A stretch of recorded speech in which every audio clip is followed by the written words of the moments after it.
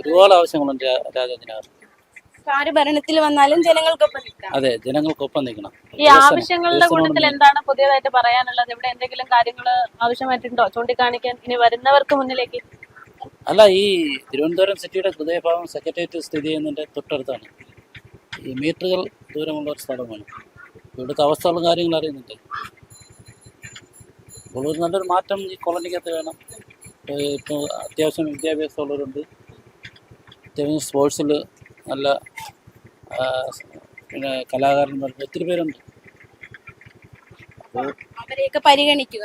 എല്ലാ കാര്യത്തിനും സർക്കാർ അവരെ പരിഗണിക്കുക, അവരെ ആവശ്യങ്ങൾ നേടിക്കൊടുക്കുക, സർക്കാർ അവരോടൊപ്പം നിൽക്കുക. അത്രയും ഉണ്ട്, ഒരുപാട് ആവശ്യങ്ങളാണ്. എല്ലാവരും ഒത്തൊരുമിച്ച് ആഗ്രഹിക്കുന്ന അല്ലെങ്കിൽ ആവശ്യപ്പെടുന്ന എന്തെങ്കിലും ഒരു പൊതുവായിട്ടുള്ളൊരു ആവശ്യം? കുടിവെള്ളം ഭയങ്കര ദൂഷമാണ് ഇവിടെ. ഇപ്പോൾ അത് കിട്ടാറില്ല. 2 ദിവസത്തിലൊരിക്കലാണ് കുടിവെള്ളം ഞങ്ങൾക്ക് കിട്ടുന്നത്. വളരെ ക്ഷാമമാണ്.